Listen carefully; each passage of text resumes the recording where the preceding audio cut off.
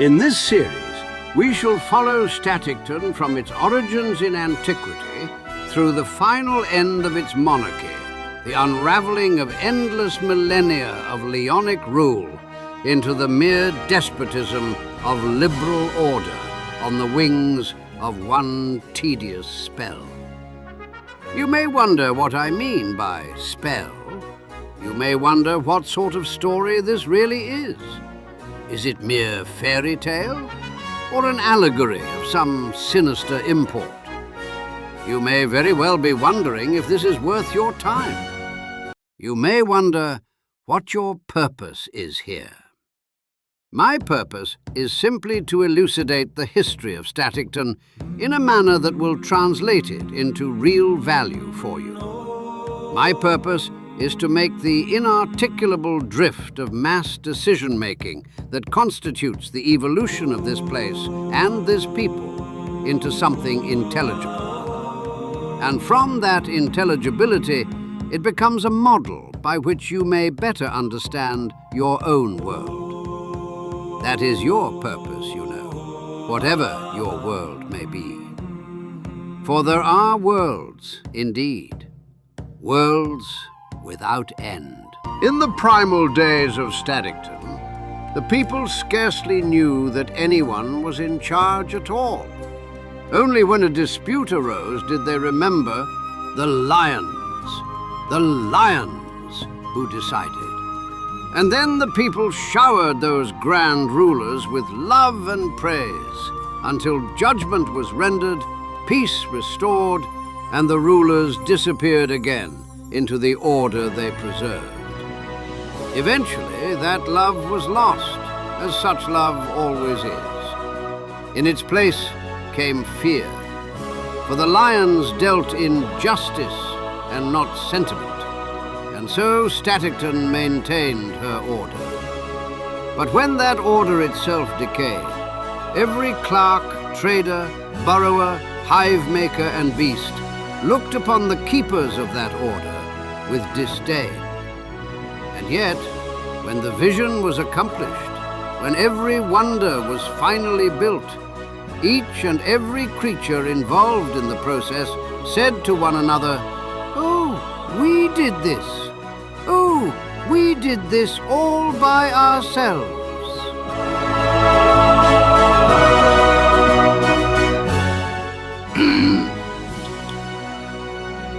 The beginning of Staticton is murky, for in those days all records were kept in clay. This is known to historians as the Clay Age, and little survives of it, since a great flood washed through the cellars where the records had been stored. Historians may refer to this flood as the first great flood, or the Clay Age flood, or the first final flood, depending on which school in historiography that historian has allegiance to. It is also entirely possible that these are three separate names for three distinct events. It is equally possible that they are not. The records that might have settled the question were, by and large, stored in the cellars.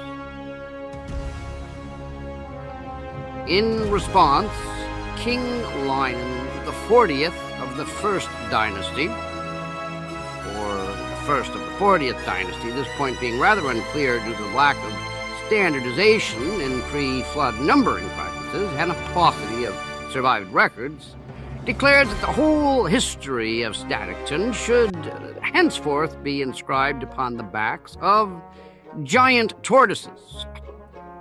Giant tortoises being, as a rule, extremely waterproof. This worked quite well for a time, until another great flood washed most of the tortoises away. This flood is known as the Second Great Flood, or the Tortoise Age Flood, or the Second Final Flood, by scholars who may or may not be referring to the same event. It is further complicated by the possibility that some of the tortoises lost in this flood were the very ones that contained the records which would have clarified identified how many floods there had actually been during the Tortoise Age. This occurred during the reign of King William III of the 5th dynasty, or perhaps King William V of the 3rd dynasty, or perhaps during both the reign of King Lion III and King Lion V, both of the 3rd and 5th dynasties, respectively. Due to certain well-intentioned court reforms concerning the centering of alternative numeracy traditions, the numbering remains a subject of litigation among scholars, clerks, and one very old tortoise, with the distressing lie opinion of his own memory and no certainty of his own age.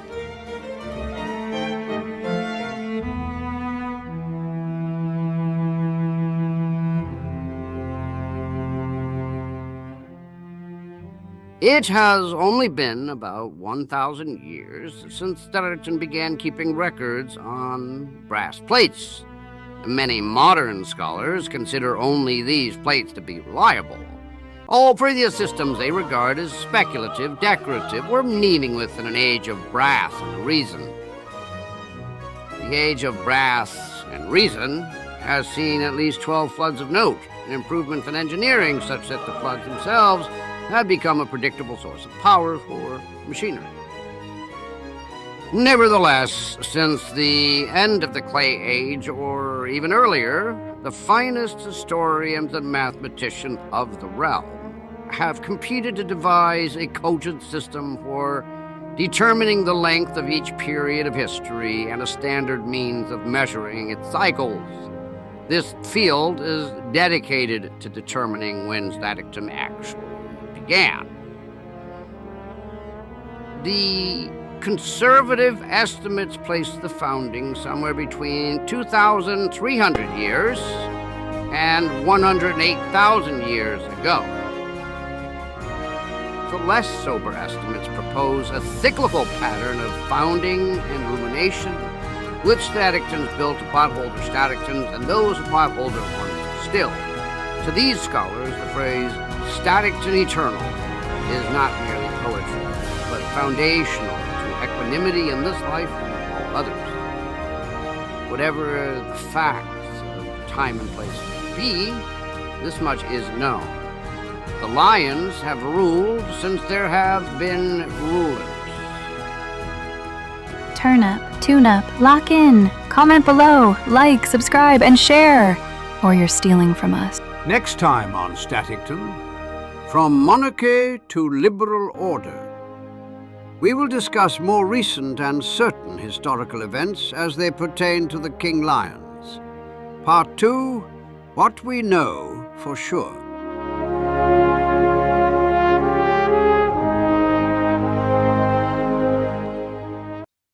Hi, everyone, and welcome. I have to say thank you for watching. I don't know who's watched any of this. I'm getting like 20 views, something like that, per project. And, you know, that's nice.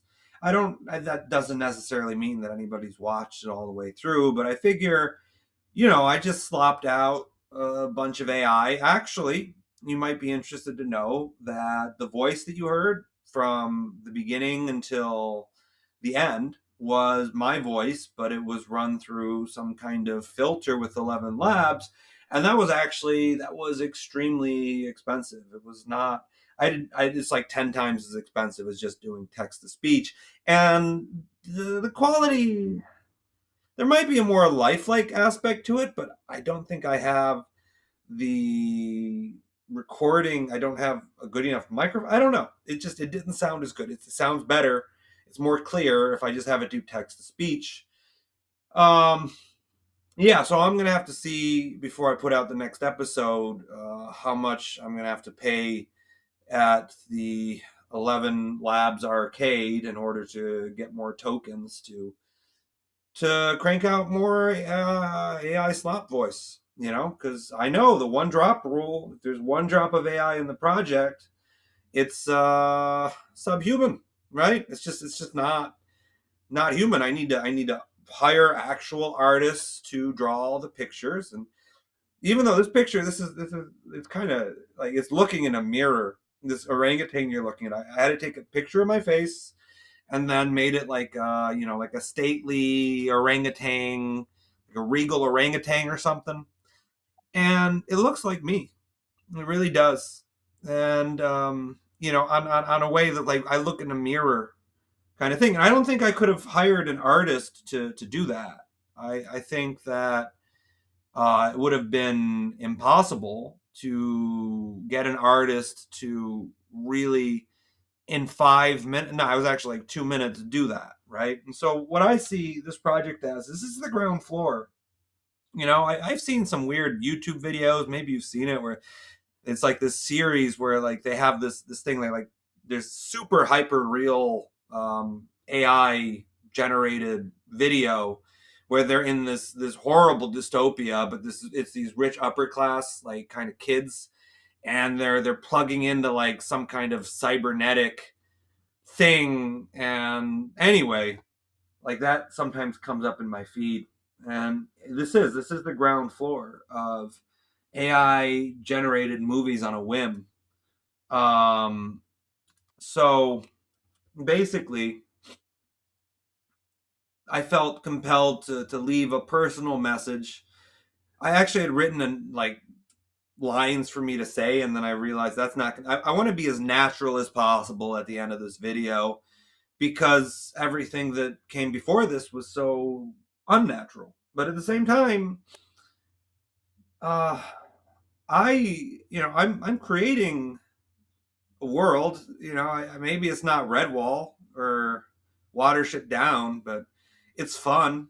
I feel like having all these animal, these anthropomorphic animals as the backdrop really takes the venom out of the. I mean, I'm ultimately doing political and ideological satire. The idea, the goal, and this is actually, this whole process has made me so much more sympathetic to the other side, especially if you've seen I've got 2 Squelch Sapper episodes out now. Those are both text to speech entirely, and then Google video generated music. But I've got 2 episodes. I've got 4 like actually in slides, and on number 3 I need to go through it and I need to update it, and I gotta be in the right zone because it takes a lot of, it might not take any work, right? Like the AI and stolen art or whatever is doing all the work, but it does take a fair amount of effort.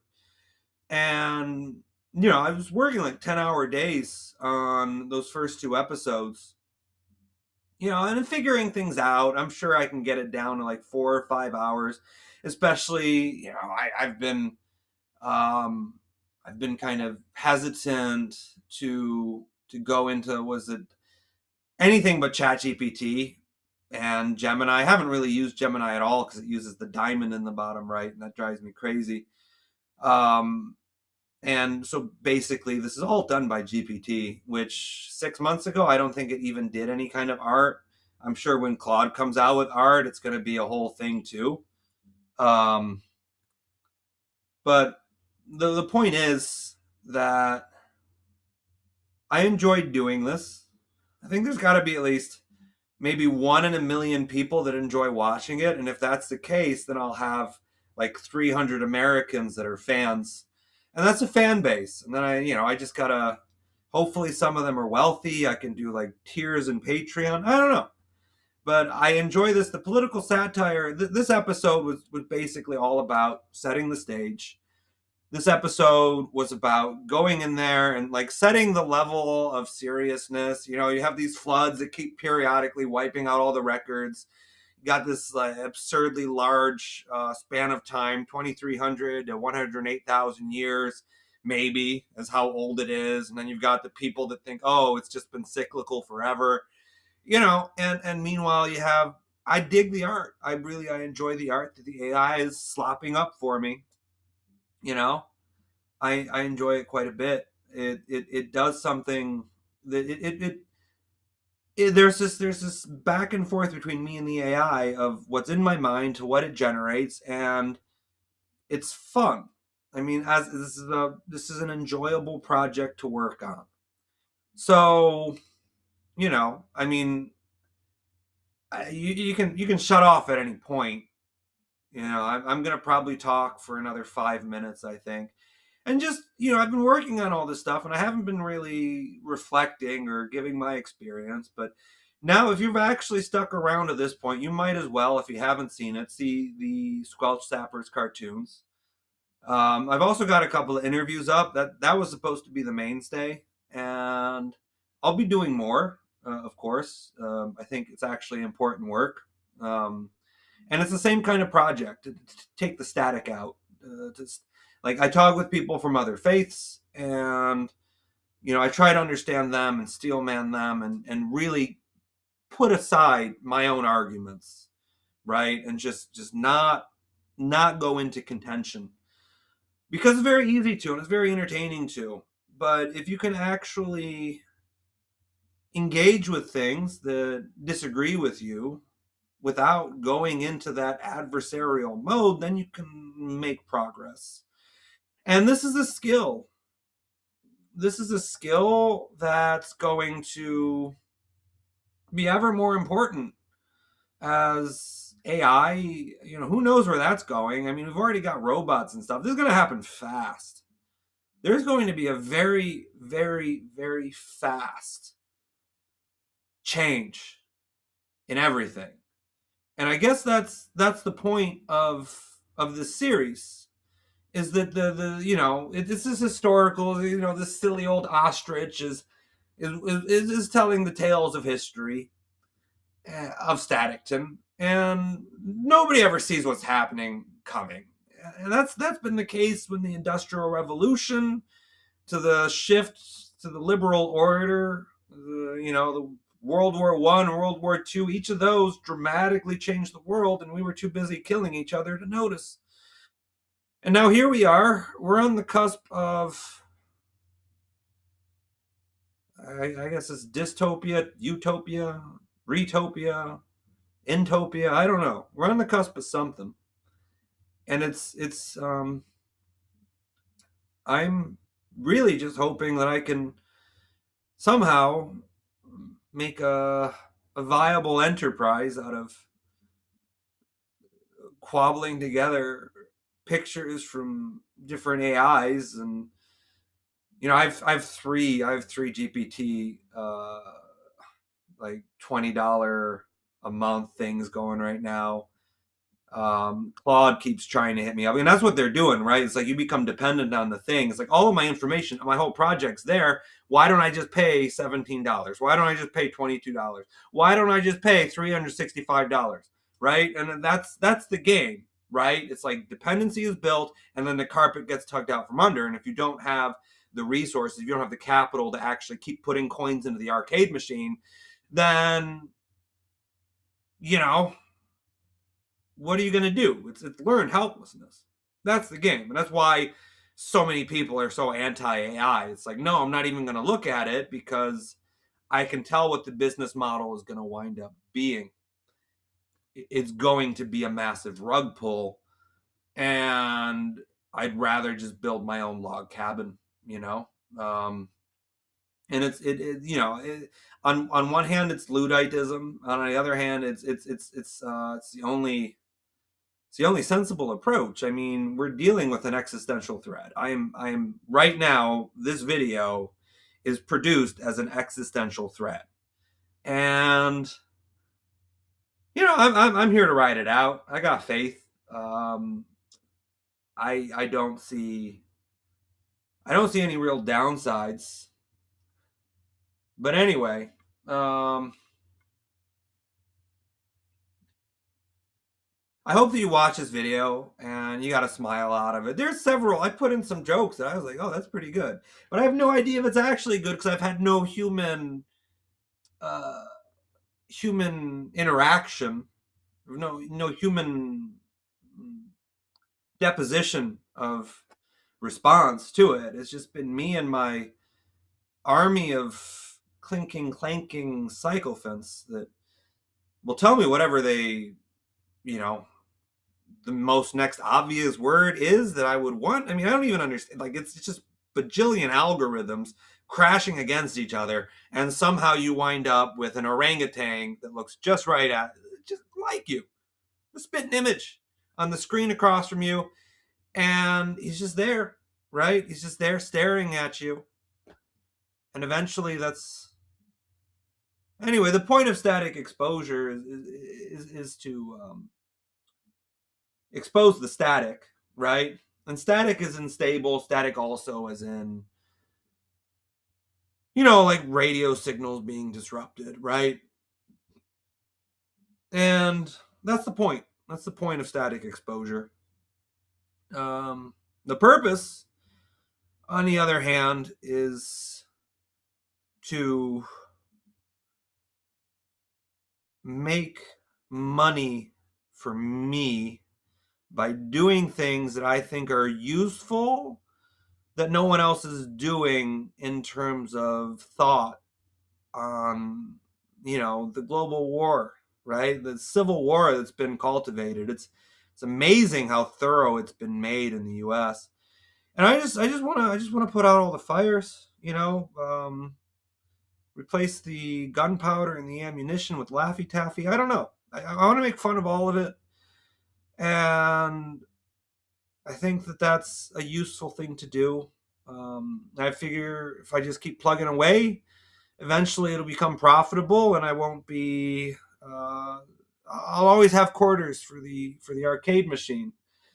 But anyway, please stay tuned. I plan to go a lot deeper with this series now that I've laid kind of a foundation. You know, there's a structure in this. And it's fun. I find it fun. If you don't find it fun, then you're probably some kind of clanker-phobic bigot. And that's fine, too. You don't have to be a good person to watch. You don't have to be a bad person to be clanker-phobic. As a matter of fact, it might be the right choice.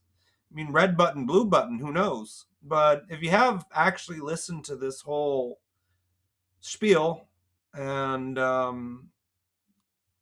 you're still listening, I highly recommend you go and you watch the Squelch Sappers. Those are getting better every episode I make. They really are. I'm getting a better sense as to how to do things, how to frame things. I'm learning a lot from this. Hopefully useful skills, but who knows? GPT will be able to do it all in minutes in 5 years. You know. Anyway. Yeah, I wish you all the best. I'm very self-conscious about publishing a rant this long. It's actually longer than the episode. But yeah, here you go. Remember, turn up, tune up, lock in, comment below, share, and if you don't do any of that, then you're stealing from us. Turn up, tune up, lock in, comment below, share. If you don't do any of that, then you're stealing from us. Turn up, tune up, lock on, comment below, share, and if you can't do any of that, then you're stealing from us.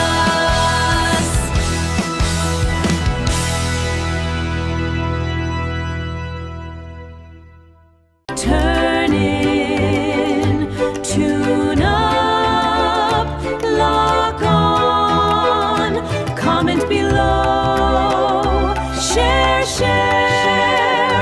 If you won't do any of those very simple things, then you're stealing.